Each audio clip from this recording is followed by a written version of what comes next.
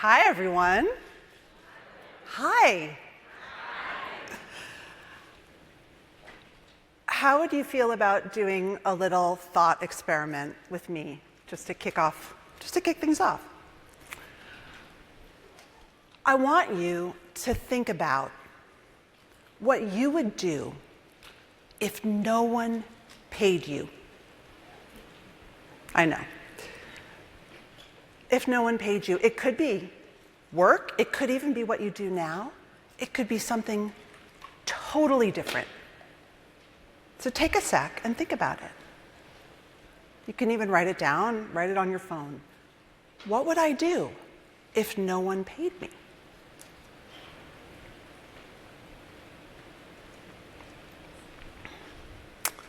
Now,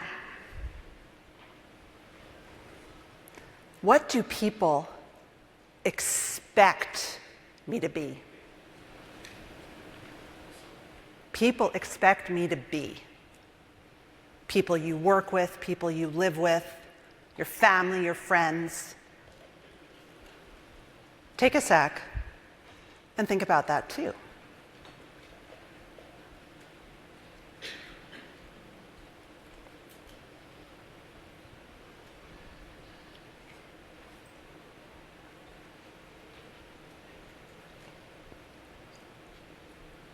What do you think about the answers to both of those questions? Do you see a disconnect? Sometimes when I ask people these questions, they have a lot of synergy. And oftentimes it's, what would I do if no one paid me? I would cook, or I'd open a restaurant, or I'd write, or I'd just go and have lots of alone time to think and do my thoughts. Or I wouldn't work at all. Or I would do my job, but I would do it totally differently. And then I ask people, what's expected of me? I'm supposed to be good. I'm supposed to be nice. I'm supposed to be on time. I'm supposed to be perfect. I'm supposed to be reliable. All the things. I'm supposed to have the answers. People expect me never to have the answers. And for a lot of us, there's a disconnect. And so today, I want to imagine a world, maybe, with less of a disconnect. I want to talk about, though, first, the things that we do to ourselves.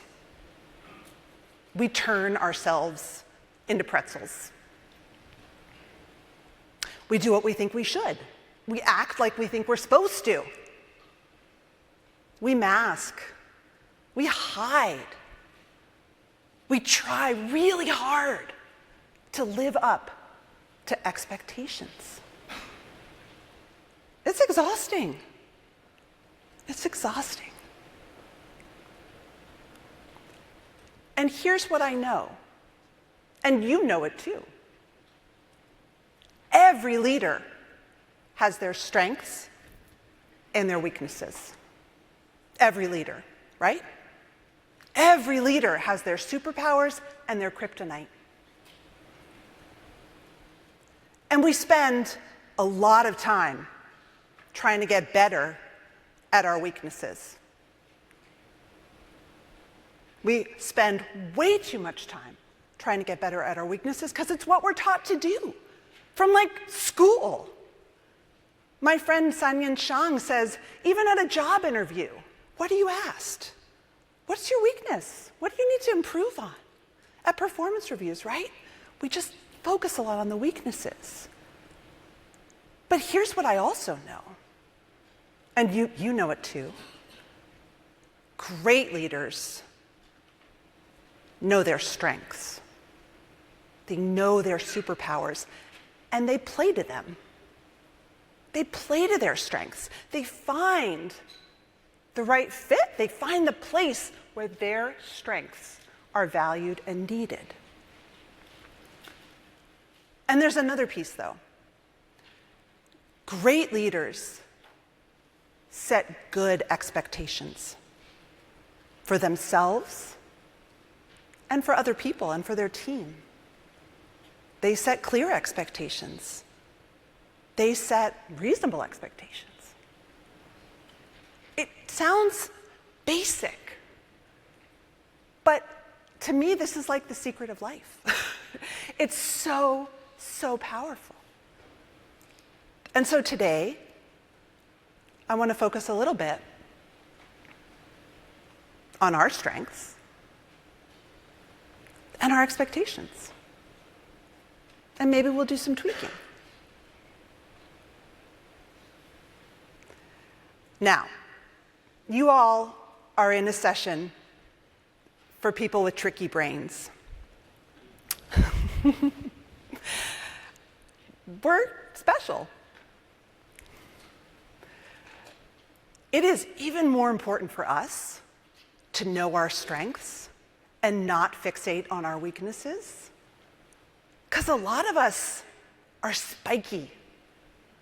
We're spiky. We're like really amazing at what we're amazing at. And we have a lot of challenges.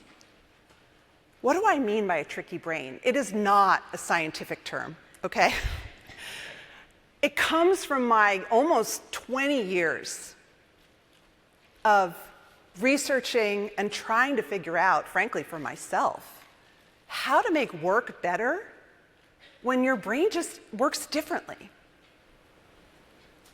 Leaders with tricky brains might be neurodistinct. They might be neurodivergent, right? They might have a diagnosis somewhere on a spectrum.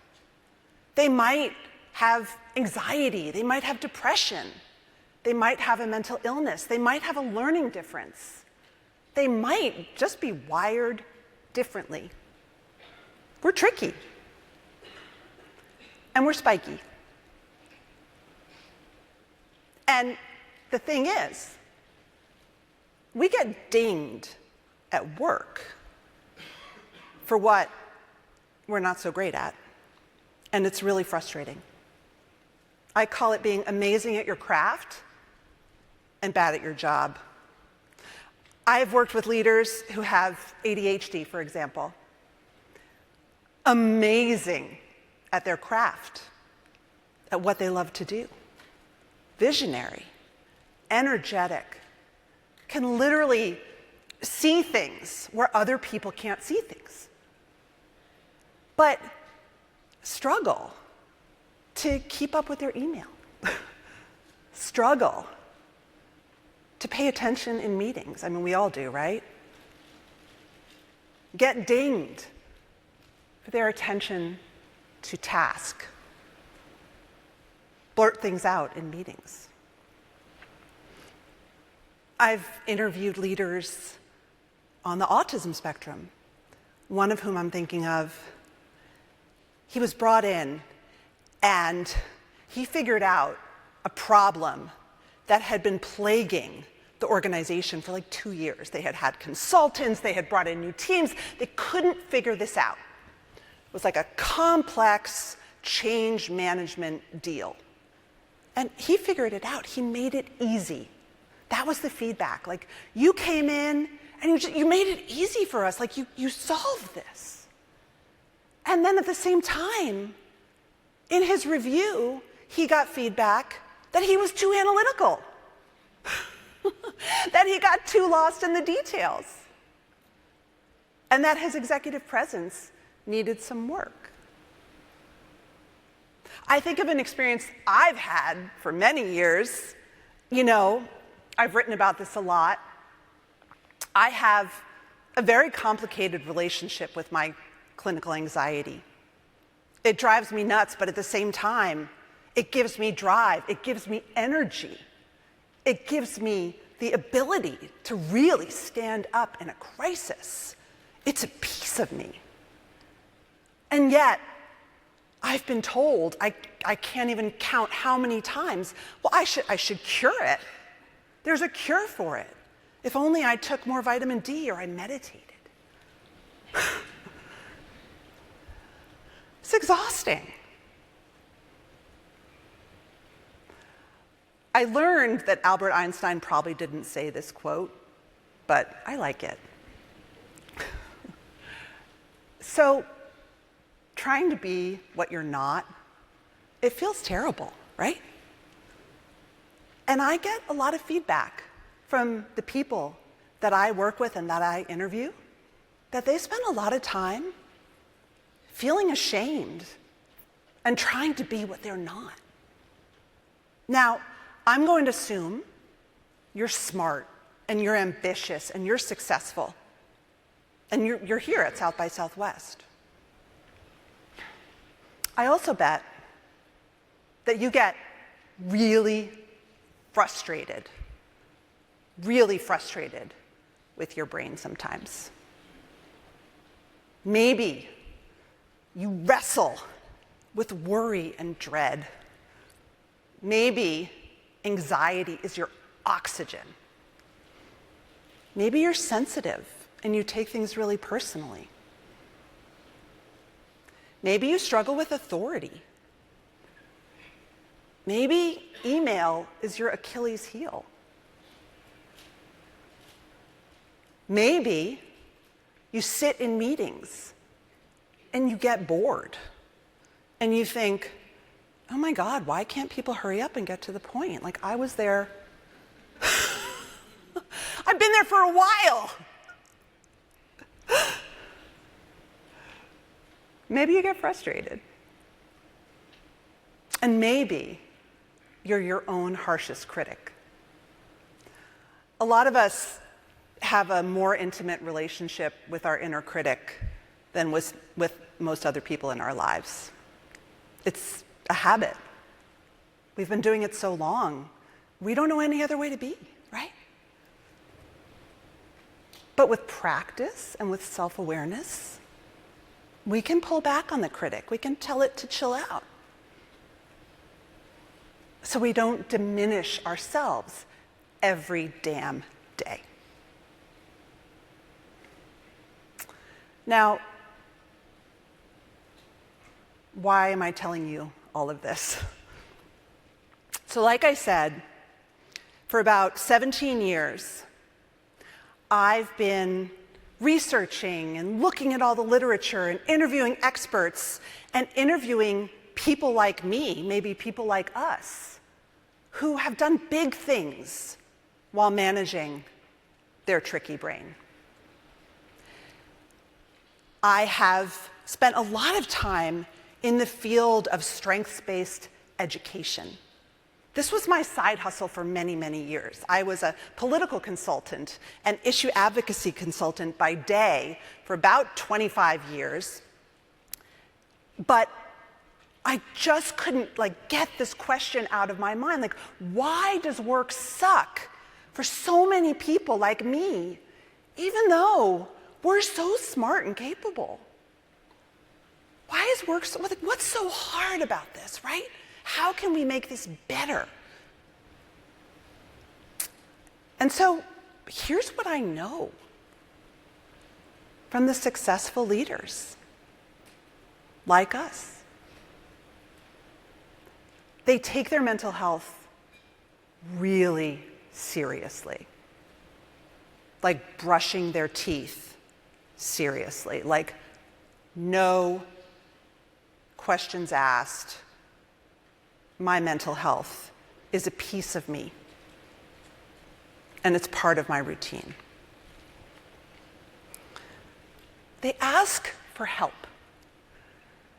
And this is, those of us who've been raised in sort of the Western leadership model of the big, strong person standing at the front of the room telling everyone what to do, right? That's kind of a mind bender for us. But I bet if you reflect back on the great leaders that you've worked with, maybe you are one, asking for help, especially for what you're not so great at, is key. And the leaders that I've interviewed and worked with know how to ask for help. They let go of old stories, and they have a lot of stories. They let them go at some point. This isn't serving me anymore. They push themselves really hard to get better at what they're amazing at. but they also sort of accept what they can't do. They just accept it. And they hire great people who can do it. And they're kind to themselves. They're kind to themselves. They push themselves hard and they hold themselves to high standards, but they're kind. And above all, they are self-actualized, which means that they live life according to their own value system, to what they've defined as a good life, not what other people do. This really messed with me because for almost 50 years, what has stumped me more than my bipolar disorder and my anxiety and my depression and my neurodivergence, all my stuff, is my relentless perfectionism.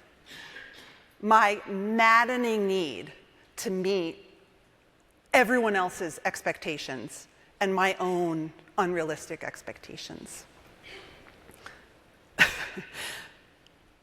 And then I kind of realized a couple of years ago, like, I actually need to take the advice of the almost 1,000 people, maybe more, that I've interviewed. I'm never going to have any peace if I don't. Because every single one of us has a version of ourselves that we think we're supposed to be. And a version of ourselves that we hide. We hide it because we think it makes us look strange, or we think it makes us seem not smart enough, or we think it makes us look like we don't fit in, or we're not a leader. And sometimes we've been hiding since our childhood. And sometimes we learn at work along the way. And when we learn a life of hiding, of not being self-actualized, we become limited. You've had the boss that erupts in rage and you don't know why. You've had the boss that is all of a sudden in your business, will not leave you alone, like smothering you. You've had the boss who you feel like you are a prisoner to their emotions. We become limited when we hide, when we don't explore our weaknesses and feel the sometimes hard emotions that go along with it. We become limited in our communication and our ability to take on risks and challenges and how we show up every day for our teams.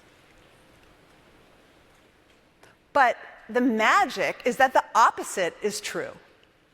When we embrace who we are, when we stop hiding, when we feel the really complicated and hard emotions around exploring what might really be our weaknesses and who we really are, we become free. We become free. We become the authentic, amazing leaders that we read about in the news. And so I believe that everyone has a story. We all have parts that we learn to hide. And when we stop hiding and learn how to handle them, we become great leaders and free to access the best parts of ourselves and free to imagine new ways to work, which we desperately need right now. We need new ways to work. I think of Ennis Olson, who's a senior executive at a large tech company, which I won't name. And Ennis is on the autism spectrum, and he has ADHD. And, you know, he told me that for a long time, he really felt bad about himself. He knew that he was good at what he did, but he'd say, you know, sometimes I would get to work on a Tuesday, and I just couldn't get anything done. And it was like the day was wasted, and I felt so guilty. But then on a Friday, and maybe even on a Saturday, I mean, I was on fire. I'd crank out like a week's worth of work. And sometimes, he says, I say things in meetings, I just don't think about it, and I kick myself. I think, why did I say that? But Ennis did the work, and now he's a leader. And he builds his teams around what he calls neuroconvergence, which is that everyone has blind spots. Everyone has weaknesses. We can't all do it well. And we build the team that supports each other. Great leaders do this. And so my first piece of advice is to be boldly bad at things. Just be bad. I mean, a great example is that fish is bad at climbing a tree. How much better would the world be if we gave ourselves permission to just be bad at things and move on? If we just were open, or we were free to say, I try. Email is something I really struggle with. So if you need to reach me, here's how. What do you struggle with? Or I get anxious sometimes, and when I get anxious, I become a micromanager. It's not about you. It's me. And you can tell me to back off. It's okay. I won't be offended. Or I'm never going to do Excel, and that's okay. Speaking from personal. We are not raised to be bad at things. It feels almost subversive. As a mom of 3 kids, it definitely does not feel like the experience of school, that's for sure. But I believe, and maybe you believe too, that what leadership really is understanding who your people are and giving them the freedom to be great, warts and all, and supporting people where they need it. That's leadership.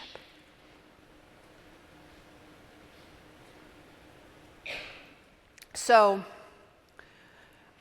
I'm bad at a lot of things. I have a Post-it note on my desk that says think before you speak. Because I'm a blurter. Is anyone here a blurter? Yeah, it's not fun. And I've tried meditating, and I've tried cognitive behavioral therapy, and I've tried all the things, and I still blurt. And even as a kid, I blurted things out in class, and I was always getting in trouble for it. The teachers always had to talk to my mom. I was smart, and I was like, oh yeah, I know this. And I was always getting in trouble for it. I always felt like I needed to be different. And my inner dialogue, even to this day, is full of fear and shame and criticism. And I've always had a difficult time managing relationships at work, managing conflict. I never got promoted when I worked for other people. I could get hired, but for some reason I couldn't get promoted, and I couldn't figure out why. I say the wrong thing. I sit in meetings and I think, come on guys. But then I talk and people don't understand me because I'm not linear. I go from A to Z to C to D to D to D to D, and it makes perfect sense in my head. But maybe not for everyone else in the room. And then I just feel bad about myself, and I think, oh my God, why can't you talk? And for many years, I was my own worst enemy. And I knew I was special. And I was successful, too. But it was such a double-edged sword. Something kept getting in my way. I was an anxious, hypervigilant child from the jump. But it was, when I was 19, I had a really, really severe panic attack at college that led me to get help. And I was diagnosed with what back then they called cyclothymia, and now they call bipolar II disorder, and major depression, and anxiety.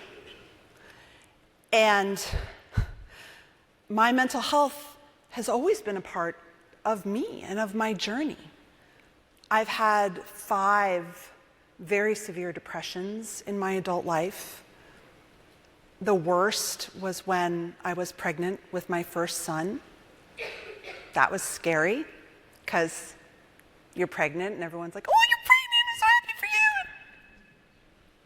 I couldn't handle it.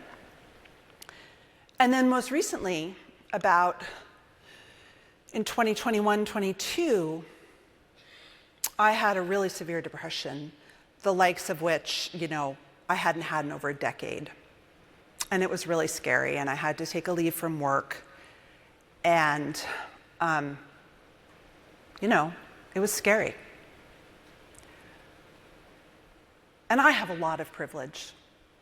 And I've always had a lot of privilege. And I've had access to great medical care. And I have a psychiatrist and a therapist, and I take a lot of medication. And when I was 45, I started taking a new medication, and it really changed my life. And I only tell you this to say that a different brain is a really hard thing, especially when you want a big life, a big career. My career, until I started my own business, always felt like a start and then a stop, and then let's try again. Oh, maybe not. And I couldn't figure out what was going on. I knew I was bipolar, but why was work so hard for me? Why do fluorescent lights make me feel like I'm gonna have a migraine and I'm nauseous? Why are the things that are so easy for other people at work so hard for me? But also, why am I so creative, and I write books, and I start businesses, and I get more done in a day sometimes than a lot of people in a week? Why?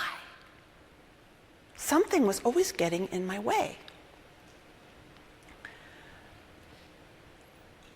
This is me during that bad depression a few years ago, getting transcranial magnetic stimulation, which is really unpleasant. It's a treatment for medication-resistant depression, and they basically zap your brain every hour for 7 hours a day.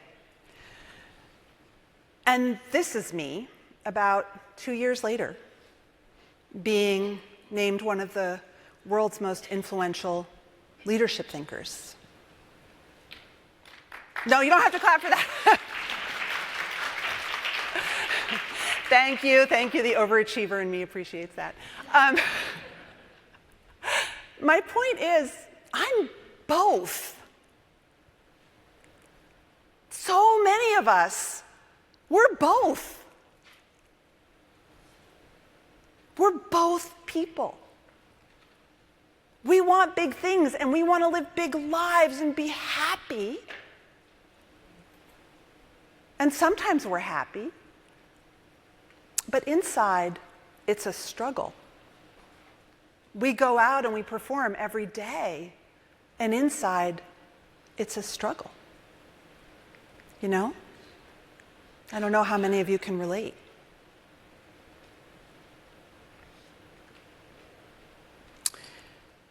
And then something happened. By this time, I had interviewed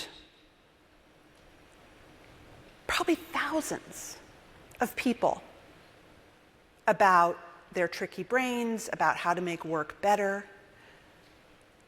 I had interviewed leaders with anxiety and depression, with bipolar disorder, who were on the autism spectrum, who had ADHD, who had borderline personality disorder, who had a history of trauma, who had failed spectacularly and lost all their money and had to file for bankruptcy, who had had really, really hard childhoods, who were dyslexic or had a learning disability. And themes kept popping up. Often it was the hero's journey arc. A really hard early life and a big failure or a big trauma or a big challenge. And then a rebuilding. And then a rebuilding. And I would always ask myself, how did they keep going? How did they keep going and find that fit for their incredible strength? Was it true that you had to be touched with fire? As Kay Redfield Jamison so famously wrote about bipolar and creativity many years ago. What was the secret? And I think the successful ones, they figure out how to become self-actualized, how to take care of themselves, how to get help, and how to play to their strengths and manage expectations. That's what they do.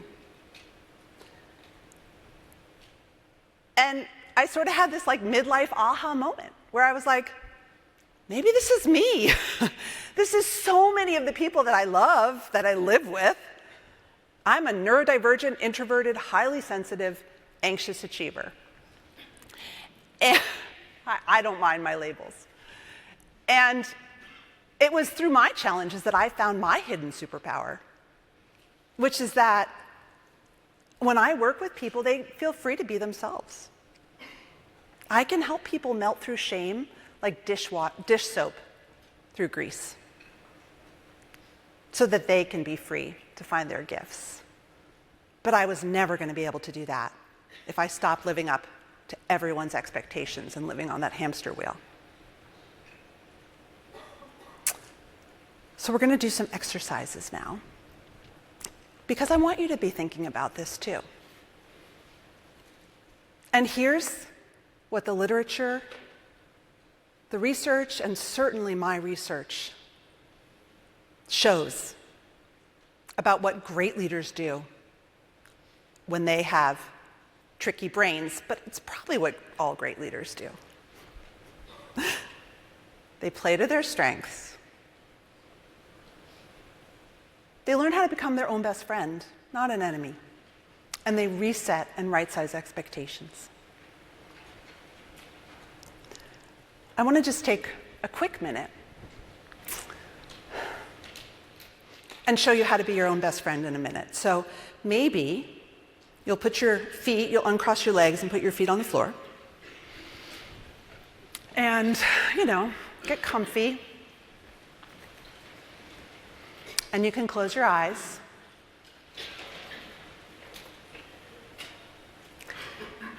And I want you to think about 3 things that you're grateful for this morning. Just 3 things.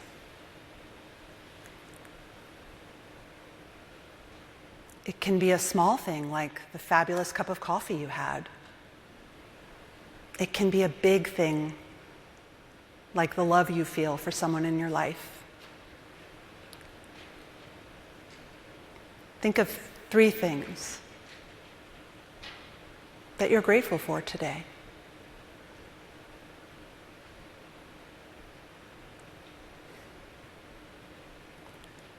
And now, I want you to think of 3 things that you are really good at, that you're proud of, that's special about you. It could be anything from like, I make an incredible birthday cake, to I'm solving world peace. It doesn't matter. I want you to think of 3 things that you're good at.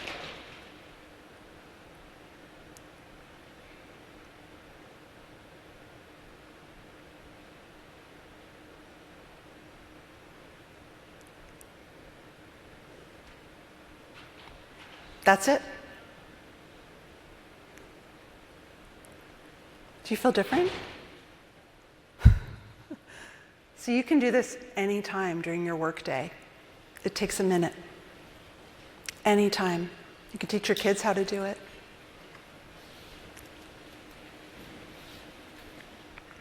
Play to your strengths. Do you know your strengths? Can you articulate them clearly to yourself and to other people?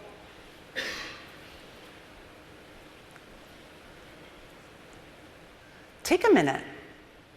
Think about it. Seems like an easy question, but sometimes it's a really hard question. What am I great at my job? What do I do that's different? Maybe what comes easily for me and feels hard for other people.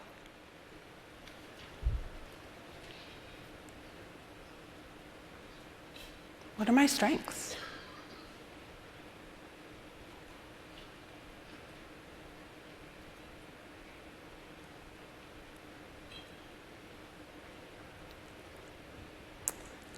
So think about your strengths.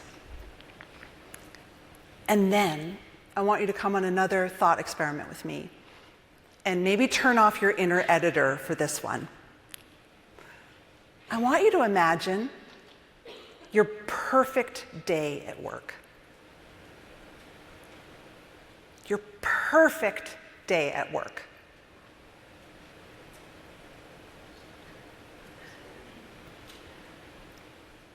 It might feel strange and unrealistic, but I really want you to think about it. What's your perfect day at work? Are you in your current role, or are you doing something different? Are you in your current role, but the environment is different? What does it sound like, smell like, feel like? Are you alone? Or are you with lots of people collaborating?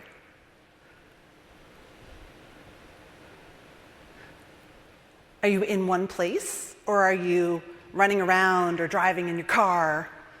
Or is it varied? Are you busy, busy, busy?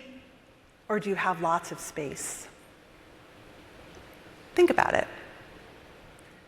And actually, what I'd love you to do is turn to your neighbor and share, just for a couple of minutes. And then one person go first, and then I'll tell you when to switch.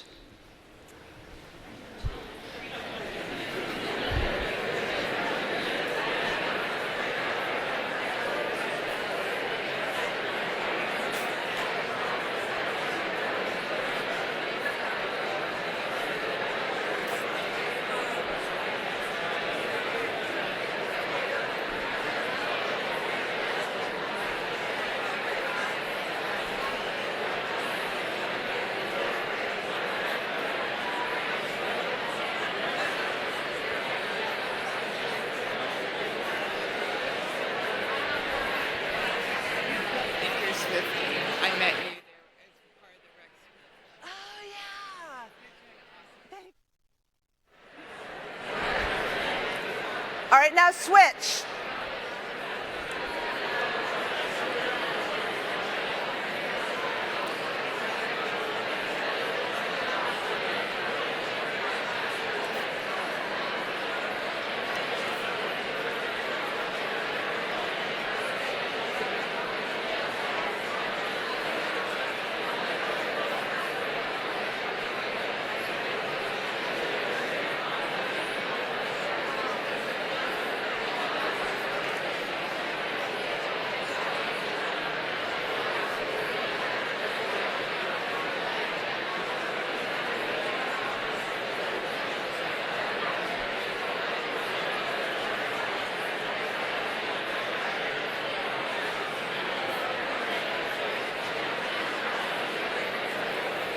All right, I want you to start wrapping it up.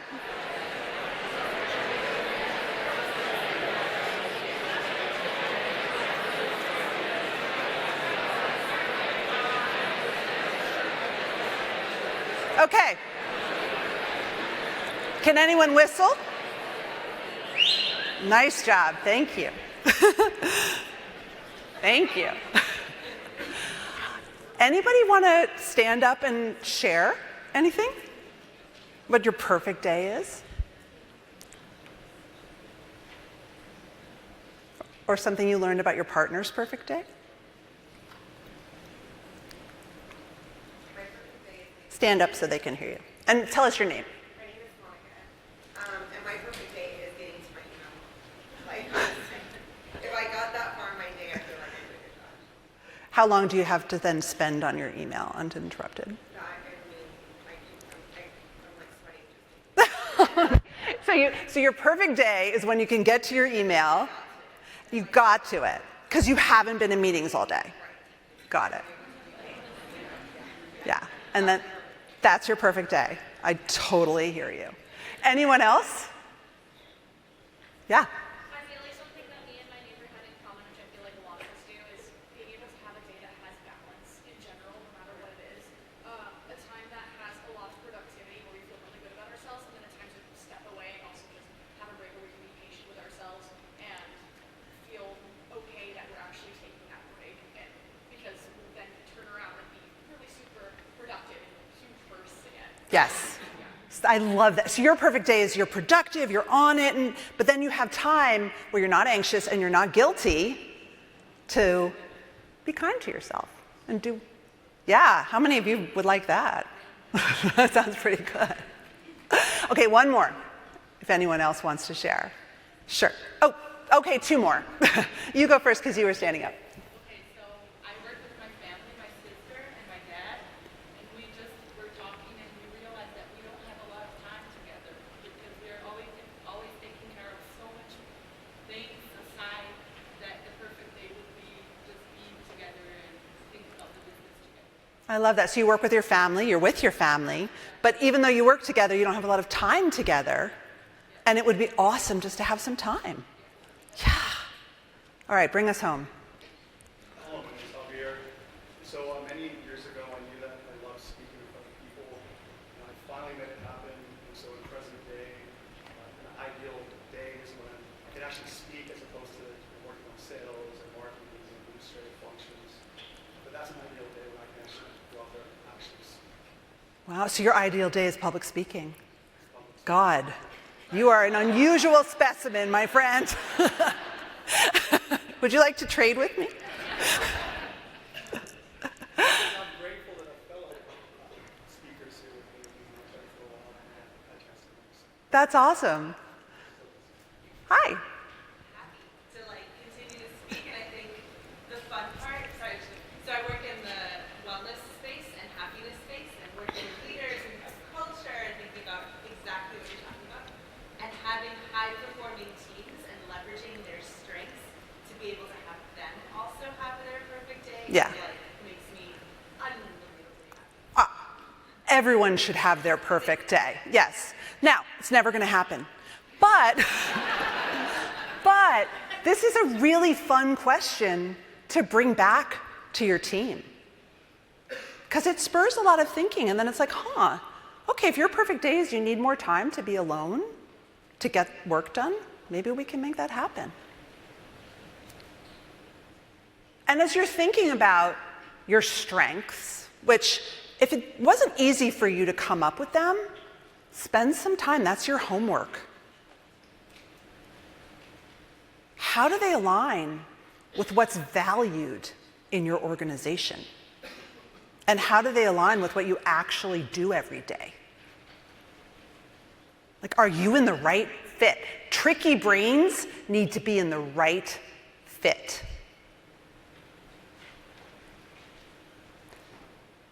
And then, where do I need help? If I don't have anywhere near my perfect day, or my perfect day could be made by letting me work from home on Fridays, is that something I could ask for? Can I get some help? No big deal. We all need help. I want to switch and finish with expectations. High achievers face great expectations. You're all here. I'm going to assume we're all pretty high-achieving people. Excellence is important to us. And we've been through school, and we've been through work, and we've been through coaching and sports and arts. And we've gotten a lot of messages about expectations. I bet we've ticked a lot of boxes, and we've crushed a lot of goals. And I'd wager also that we've learned that when we feel like we meet someone's expectation, we get validation. It feels really good. Like gold star, yes. We may set high expectations for ourselves. We may set high expectations for other people. And other people may set high expectations for us.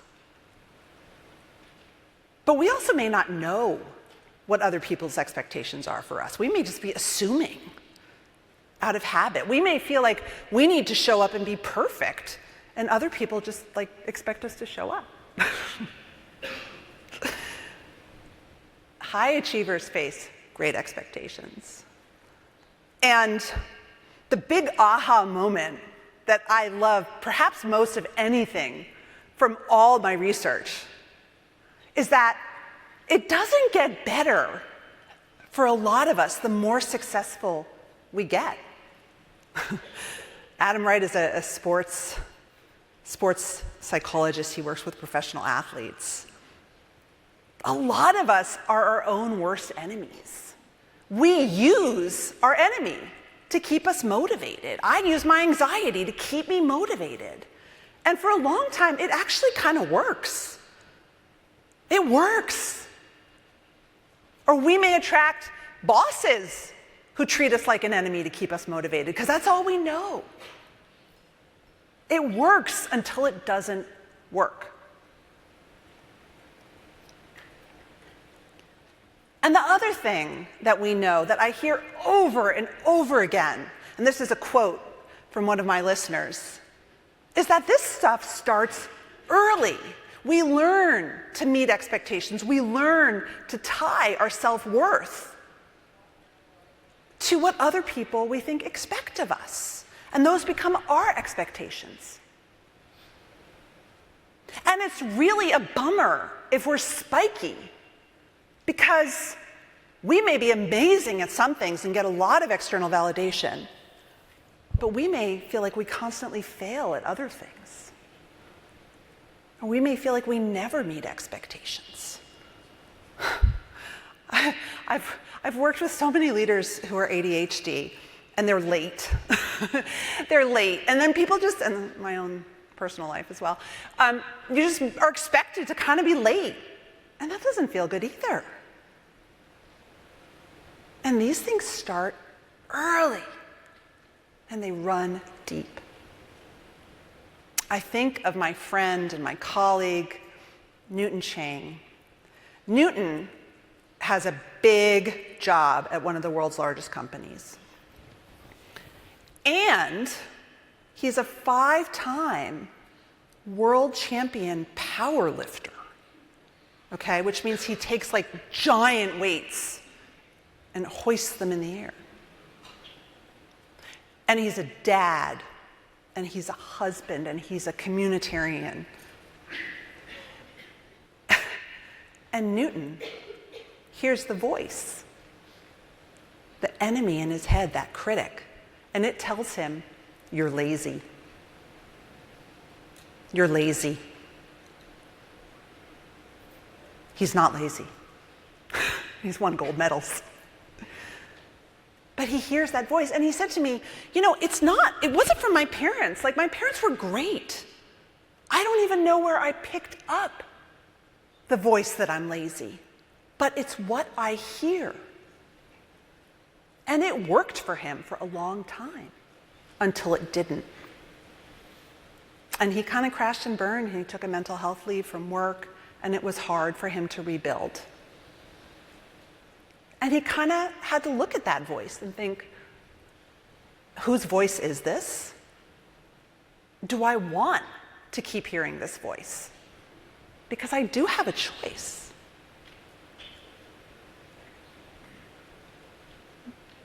Newton was stuck in a thought trap. We all get stuck in thought traps. But the people that I work with really get stuck in thought traps. They are automatic negative thoughts. They become habits. Like, we've been doing them for so long, we don't know how not to do them. Imposter feelings, all or nothing thinking. How many of you are catastrophizers? You get one piece of bad news and it's like, oh my God, everything is ending? Yes. That's a thought trap. It is literally probably not true. But it's what your brain does. Emotional reasoning, I feel it, therefore it must be true. Perfectionism. And then your critic. How many of you have a critic inside you?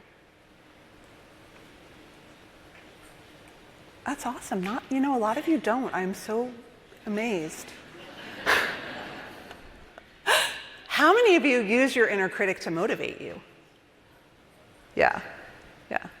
I think that's okay, as long as you're kind of in touch with it and it's not that automatic habit.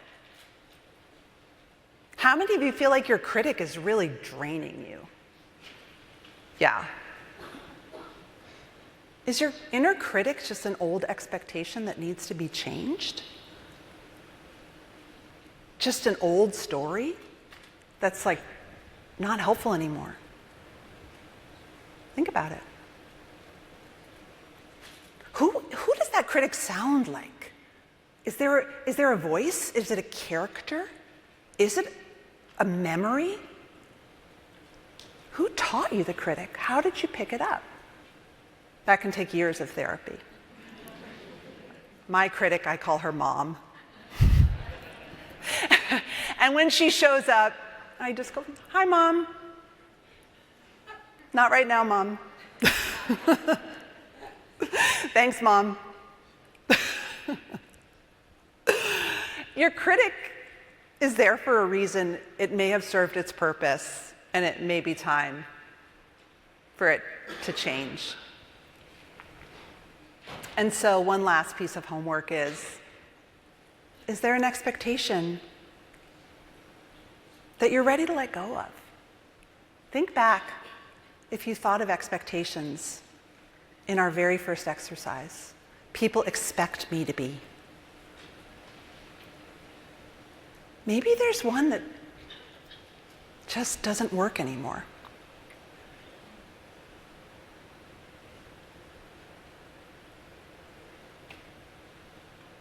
And maybe just choose it to say goodbye and do more of what you would do for free and of what makes your heart sing.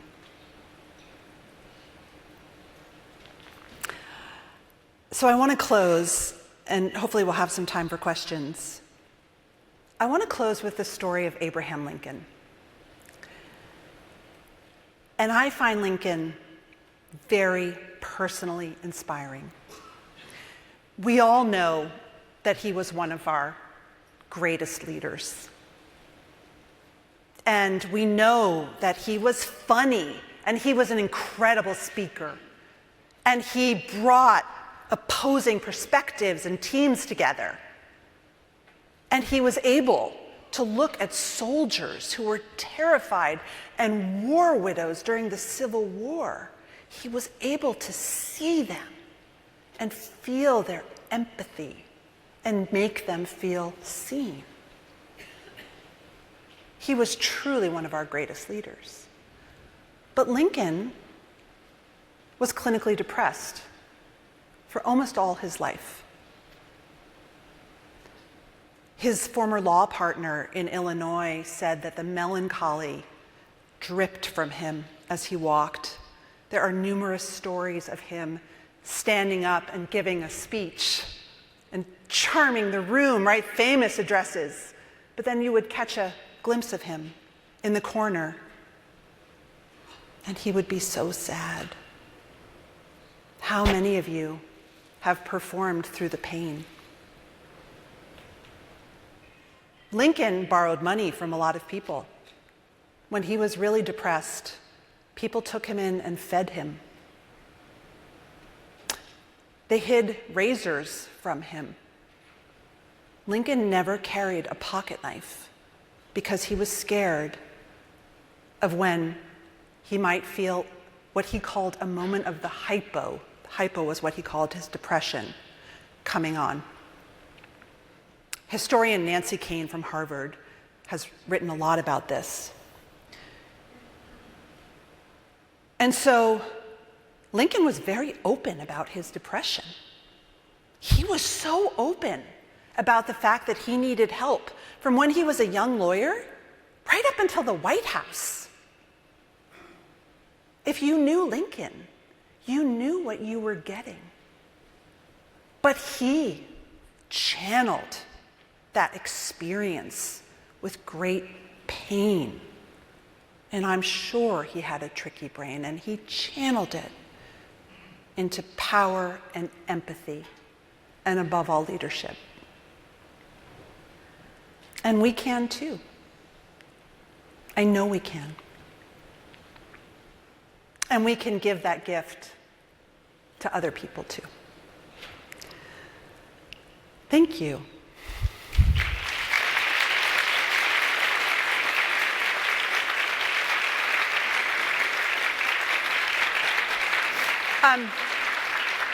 I will take a couple questions, and also there's nothing in this room after, so if you have questions, feel free. Oh, these are great, good questions. What about imposter syndrome? How do we get past feeling like we don't belong, even when we're considered the experts? So the thing about imposter syndrome that's a little bit like being your worst enemy is that research shows that imposter syndrome, actually the higher you climb in your career, you feel it just as much. But I don't think imposter syndrome's all bad. And actually there's research out of MIT that shows that people with workplace imposter feelings, because imposter syndrome isn't actually a syndrome. People with imposter feelings at work are often rated higher by their peers because they can be quite outward-facing. They take account of other people. Maybe they're meeting unfair expectations, yes. But again, it's this double-edged sword. I want to be attuned to what this person expects and wants and needs from me. I'm other-oriented. Doctors who experience workplace imposter feelings were actually rated as more empathetic and trustworthy by their patients in a recent MIT study. So I guess what I would say, if you struggle with imposter syndrome, is it serving me or is it draining me? And is there a way that I can be in dialogue with it without trying to cure it? Because a lot of these things, for us sensitive people who might run a little anxious or have experienced the world because of who we are in a way that makes us anxious, talking about a cure is just, it's not worth it. How do I get the space to be patient with myself when others won't?